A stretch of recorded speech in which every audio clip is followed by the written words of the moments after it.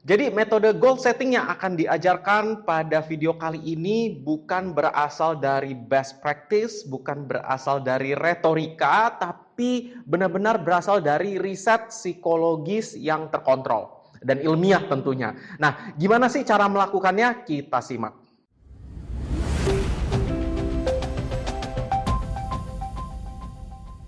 Oke, Bapak, Ibu, dan teman-teman, halo, apa kabar? Selamat datang lagi di kelas psikologi positif. Dan di episode kali ini melanjutkan pembahasan yang sebelumnya. Jadi kalau masih ingat sebelumnya kita bahas tentang motivasi, kali ini kita akan bahas tentang goal setting. Jadi setelah kita paham nih bagaimana motivasi ya secara psikologis itu bekerja, bagaimana motivasi mempengaruhi kita dalam berpikir, bertindak, dan sebagainya. Kali ini kita akan membahas bagaimana caranya agar kita bisa menyusun goal yang efektif dan bisa kita capai. Ya, dan video ini terdiri dari 5 bagian. Jadi strukturnya adalah yang pertama saya akan menjelaskan secara singkat dulu metode yang akan saya ajarkan yaitu WOOP. Lalu yang kedua saya akan menjelaskan tentang bahayanya berpikir positif dalam menyusun goal. Lalu di bagian ketiga saya akan menjelaskan tentang pentingnya perencanaan. Di bagian keempat saya akan menjelaskan bagaimana tahapan untuk melakukan teknik WOOP sehingga kita bisa mencapai goal kita. Dan yang kelima saya akan menjelaskan bagaimana sainsnya atau research yang membacking tentang metode WOOP ini. Jadi metode yang akan saya ajarkan dalam video ini bukan sekadar pemikiran belaka yang belum ada buktinya, bukan dari retorika ya, tapi ini riset, based on research. Ya, jadi ada penelitiannya dan bisa diakses jurnal penelitiannya. Nanti saya masukin di bagian kolom deskripsi bagi Bapak Ibu yang mungkin pengen baca langsung teksnya ya, teks publikasi ilmiahnya. Well, kita langsung mulai aja. Jadi metode yang akan saya share pada video kali ini adalah metode WOOP. Singkatan atau mungkin tulisannya dulu kali ya, WOOP. WOOP ini singkatan dari 4 langkah yang akan saya ajarkan, yaitu yang pertama wish atau apa yang Anda inginkan, apa yang Anda cita-citakan. Ya, wish ini nama lainnya goal Anda. Lalu yang kedua O-nya adalah outcome, ya bagaimana hasil akhirnya, lebih tepatnya bagaimana perasaan Anda, pikiran Anda, ya bagaimana Anda membayangkan hasil akhirnya. Yang ketiga adalah obstacle atau apa yang akan menghambat Anda, rintangan apa yang akan muncul ya ketika ada dalam proses ingin mencapai goal atau tujuan tersebut. Dan yang keempat adalah plan, bagaimana rencana Anda untuk merealisasi goal tersebut. Ya, WOOP ini sebenarnya diajarkan oleh Gabriel Oettingen, seorang psikolog, dan mungkin beliau lebih populer dengan bukunya yang berjudul Rethinking Positive Thinking. Memikirkan ulang, berpikir positif. Ya, bukunya saya udah baca, bagus banget. Kapan-kapan mungkin bisa kita bahas juga ya, kita bedah bukunya. Jadi metode WOOP ini sudah banyak risetnya, salah satunya adalah riset dari Gabriel Oettingen sendiri. Beliau mempublikasikan hasil risetnya di jurnal ilmiah, juga ditulis dalam bentuk buku. Anda juga bisa buka websitenya sih, beliau membuat website tentang WOOP ini, googling aja, atau nanti linknya saya taruh di description box, di dalamnya banyak tools yang bisa Anda gunakan. Ya tentu saja setelah Anda dengar video ini, Anda bisa akses websitenya, dan bisa download tuh resource dari Gabriel Oettingen langsung. Nah, mungkin saya mau menceritakan dulu sejarahnya. Jadi, awalnya riset dari Oettingen ya sekitar tahun 90-an di mana beliau di sana mengatakan bahwa kita hati-hati loh dengan berpikir positif karena dampaknya belum tentu positif. Ceritanya sekitar 25 wanita yang mengalami obesitas direkrut oleh Oettingen. Direkrut untuk apa? Untuk menjalankan program diet. 25 wanita yang mengalami obesitas akan menjalani program diet sekaligus menjalani riset ya dari Gabriel Oettingen ini. Jadi mereka diminta untuk pertama-tama sih diajarkan metode dietnya yang akan mereka lakukan selama setahun. Kemudian mereka juga diberi pertanyaan tentang bagaimana mereka akan melakukan diet ini, seberapa besar keyakinan mereka bahwa mereka akan berhasil ya, seberapa yakin mereka dengan diri mereka sendiri dalam melakukan diet ini. Dan yang ketiga, bagaimana fantasi mereka. Ya, fantasi maksudnya bagaimana mereka membayangkan hasil akhirnya nanti. Nah, pertanyaan ini beserta jawabannya dicatat oleh Gabriel Uttingen beserta tim penelitinya. Kemudian singkat cerita, 25 wanita yang tadi dikatakan obesitas ini menjalani program diet, dan 52 minggu kemudian mereka dievaluasi. Apa kira-kira hasilnya?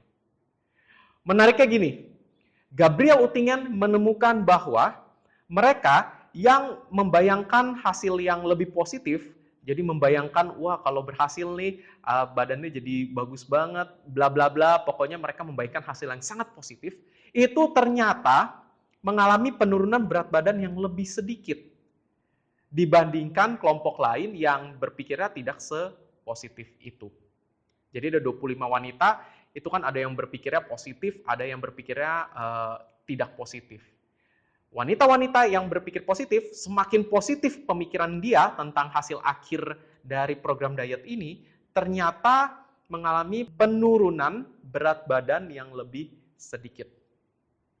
Kira-kira gapnya ada sekitar 25 pon, atau kalau kita konversi ke kilogram ya 10,8 kilogram kali ya, 10-11an lah gitu ya. Jadi lumayan ngaruh ya belasan kilogram itu. Jadi Uttingen melihat bahwa mereka yang berpikirnya positif pada awal briefing tersebut mengalami penurunan berat badan yang lebih sedikit. Kenapa? Karena mereka udah bayangin hasil yang baik, hasil yang positif, mereka sudah merasa puas duluan sebelum mereka benar-benar melakukannya. Dan karena mereka udah merasa puas duluan, ketika dalam proses diet itu mereka mengalami hambatan, mereka menghadapi tantangan, mereka kurang termotivasi. Kenapa? Karena di otak mereka udah kebayang kalau tercapai enak dan sebagainya gitu. Jadinya udah otak mereka itu udah merasa kayak ya udah cukup lah, udah merasa puas dulu deh gitu. Jadi kalau ada hambatan ya udah deh gitu. Lebih mudah menyerah jadinya. Dibandingkan dengan kelompok yang pada awalnya mereka berpikir lebih negatif, di sana mereka ternyata sudah membayangkan hambatan-hambatan yang akan mereka alami. Misalnya mungkin tergoda malam-malam kelaparan pengen ngemil, misalnya pergi ke undangan pesta lalu ditawari makanan yang berkalori tinggi dan lain-lain. Sehingga ketika mereka mengalami tantangan dalam program diet ini, mereka nggak langsung down. Mereka nggak langsung shock, udah lebih siap mentalnya. Sehingga akhirnya bisa menjalani program diet ini dengan lebih maksimal. Nah, dari penelitian ini, Gabriel Uttingen memberikan pesan bahwa hati-hati, berpikir positif ternyata nggak selalu positif. Ya, walaupun kalau mau kita lihat, baik kelompok yang berpikir positif maupun yang tidak berpikir positif, sama-sama mengalami penurunan berat badan. Ya, jadi saya garis bawahi dulu, sama-sama mengalami penurunan berat badan. Yang berpikir positif nggak gagal. Hanya saja, penurunan berat badannya lebih sedikit daripada grup yang berpikir tidak positif tersebut. Ya, jadi dua-duanya efektif, tapi lebih efektif yang berpikir negatif dulu, gitu. Ya, jadi ini sedikit sedikit memberikan kejutan ya dalam dunia psikologi yang mungkin pada saat itu berpikir positif itu disarankan. Nah, tapi bukan berarti dari riset ini kita nggak boleh berpikir positif sama sekali. Karena kalau kita nggak boleh berpikir positif dan selalu berpikir negatif, nggak enak juga. Anda akan dikit-dikit cemas, takut, gelisah. Ya, jadinya malah nggak efektif. Ketika Anda cemas, takut, gelisah, Anda malah jadi nggak produktif. Jadi, riset ini nggak menyarankan Anda nggak boleh berpikir positif. Boleh, ya boleh aja berpikir positif. Tapi harus disertai dengan gambaran bagaimana hambatan-hambatan akan muncul. Atau dengan kata lain, Anda boleh berharap akan terjadi hasil yang positif, tapi Anda juga harus siap dengan hasil negatifnya. Ya, ini lebih tepat. Jadi Gabriel Uttingen kemudian menyarankan bahwa, oke, berarti ketika kita ingin mencapai tujuan kita, kita memang harus berpikir positif, plus kita juga harus memikirkan hambatan-hambatan apa yang akan kita temui. Ini yang kemudian disebut dengan metode mental contrasting. Ya, apa kaitannya dengan WOOP? Jadi WOOP ini nanti akan berasal dari gabungan dua metode. Ya, WOOP ini gabungan dari dua metode yaitu mental contrasting dan implementation intention. Jadi singkat cerita dari riset ini Gabriel Uttingen mencetuskan sebuah konsep yang namanya mental contrasting. Apa itu mental contrasting? Jadi mental contrasting ini adalah sebuah metode goal setting di mana ada 3 step. Yang pertama, kita diminta membayangkan hasil akhir yang kita inginkan. Yang kedua, kita membayangkan bagaimana perasaan kita setelah kita mencapai goal tersebut, di mana kita harus merasakan yang enak-enaknya dulu ya, kita membayangkan yang positif dulu. Ketika kita berhasil mencapai itu, kita merasa senang, kita merasa gembira, mungkin orang ada yang memuji kita, mungkin kita merasa puas dengan diri kita sendiri, kita merasa bangga. Ya, dan yang ketiga, kita harus membayangkan juga hambatan apa yang kita akan hadapi dalam mencapai goal tersebut. Jadi teknik mental contrasting ini menggabungkan berpikir positif juga berpikir negatif. Ya, ini menjadi sebuah terobosan pada waktunya ya. Jadi riset ini dipublikasikan pada tahun 1991 alias 30 tahun yang lalu pada saat video ini dibuat. Jadi 30 tahun yang lalu ini sebuah temuan yang menarik dan cukup inovatif gitu. Nah, inilah bahaya dari berpikir positif. Jadi daripada berpikir positif saja, lebih baik kita berpikir positif sekaligus menyiapkan atau memikirkan kemungkinan terburuknya. Nggak salah berpikir positif. Tapi kalau berpikir positif doang, hati-hati. Ya, jadi ya toxic positivity kalau berpikir positif melulu tapi nggak diimbangi dengan hal-hal lainnya. Nah, kita lanjut ke segmen yang ketiga, yaitu pentingnya membuat perencanaan atau planning. Nah, ini juga menarik. Ya, riset ini dilakukan oleh Peter Gollwitzer, ya nanti Peter Gollwitzer dan Gabriel Oettingen nantinya akan menggabungkan kedua metode mereka. Ya, tapi kita bahas dulu ya yang Peter Gollwitzer ini. Jadi ceritanya Peter Gollwitzer ini ingin mengetahui metode yang tepat untuk mencapai sebuah goal. Ceritanya pada saat itu Peter Gollwitzer melihat banyak orang yang membuat goal tapi nggak berhasil menerapkannya atau nggak berhasil mencapainya. Lalu Peter Gollwitzer berpikir bahwa problemnya ada di regulasi diri atau pengaturan diri. Orang-orang membuat goal tapi nggak mau mengatur dirinya untuk mencapai goal tersebut. Karena ketika kita ingin mencapai sebuah goal, kita kan harus bertindak. Mungkin nanti ada hambatan, mungkin nanti akan ada rintangan, mungkin kita juga ada perasaan malas dan lain-lain. Perlu yang namanya regulasi diri, mengatur diri kita bergerak menuju goal tersebut. Dan menurut Gollwitzer, diperlukan sebuah metode yang namanya implementation intention. Wah, rumit ya, disebutinnya bisa keseleo nih lidah, atau intensi implementasi. Metode ini sebenarnya simple. Jadi kita hanya diminta untuk menyebutkan rencana aksi kita untuk mencapai goal tersebut dengan rumus jika X maka Y. Ya, jadi simple ya. Kalau kita ingin mencapai sebuah goal, Peter Gollwitzer mengatakan bahwa kita perlu menyusun rencana aksi, rencana kita untuk bertindak dengan rumus jika X maka Y. Dan kemudian ini yang diuji oleh Peter Gollwitzer ketika dia merekrut 111 mahasiswa yang nantinya dari 111 itu mungkin yang melanjutkan hanya 92 orang ya. Jadi mereka diminta untuk membuat rencana tentang liburan musim dingin mereka. Lebih tepatnya tujuan yang ingin mereka capai dalam liburan musim dingin. Mereka masing-masing diminta untuk membuat 2 goal. Goal yang mudah dan goal yang sulit. Kemudian setelah musim dingin itu berlalu, ya liburan musim dinginnya sudah selesai, ke-92 mahasiswa itu dikumpulkan kembali. Lalu dievaluasi, mana goalnya tercapai dan mana goalnya yang tidak tercapai. Nah, ini yang menarik. Untuk goal yang sulit, pada kelompok yang tidak melakukan implementation intention, jadi awalnya dibagi ke kedua kelompok ya. Ada satu kelompok yang diajarkan metode implementation intention, satu kelompok nggak diajarkan metode ini. Jadi mereka bikin goal ya udah jalani aja tanpa ada plan jika X maka Y itu. Nah, pada goal yang sulit, kelompok yang tidak melakukan implementation intention memiliki rate atau memiliki tingkat pencapaiannya sebesar 22%. Artinya hanya 22% orang dari kelompok tersebut yang berhasil mencapai goalnya, goal yang sulit, tanpa metode implementation intention.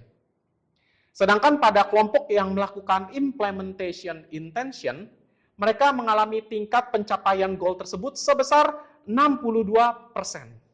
Signifikan dari 22 ke 62. Ya, perbedaannya 40%. Sangat signifikan, hampir 3 kali lipatnya.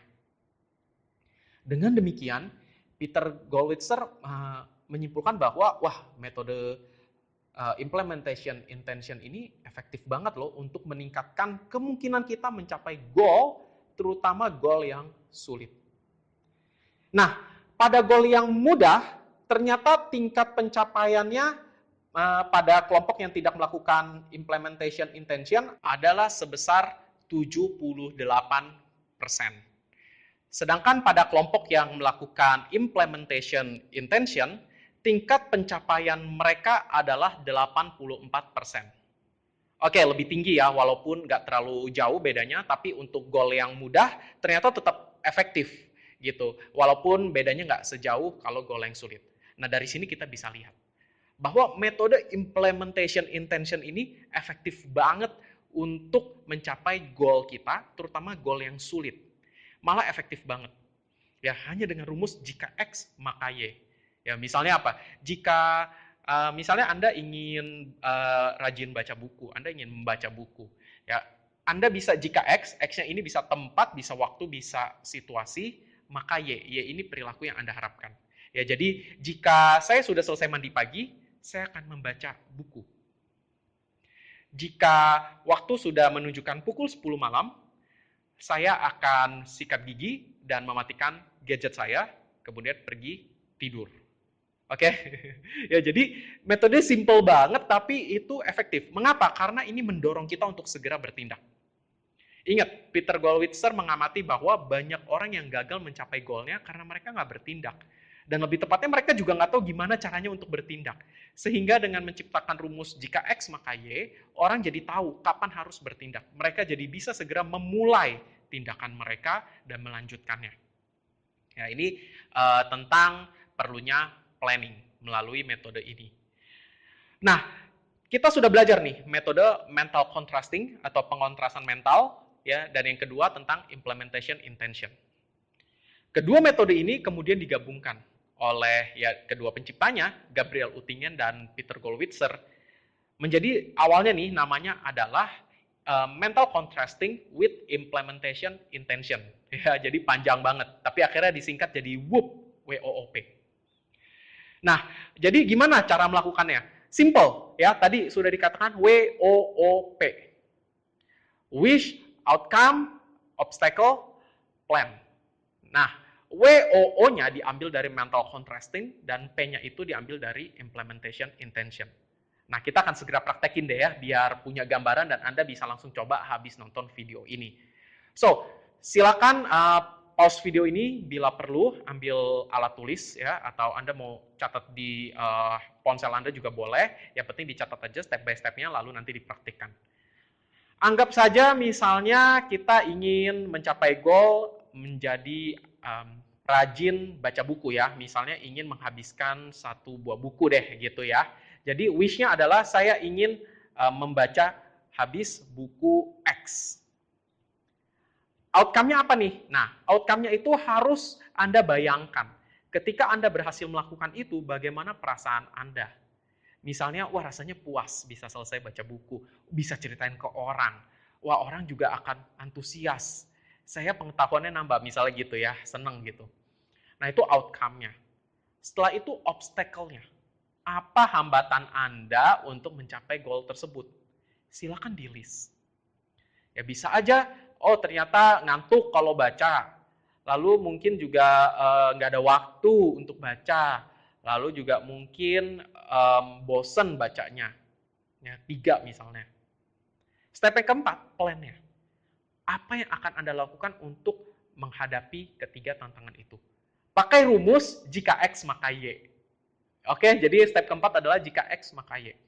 Misalnya ngantuk, gimana caranya agar Anda bisa mencapai goal itu, tapi Anda sedang menghadapi rasa kantuk.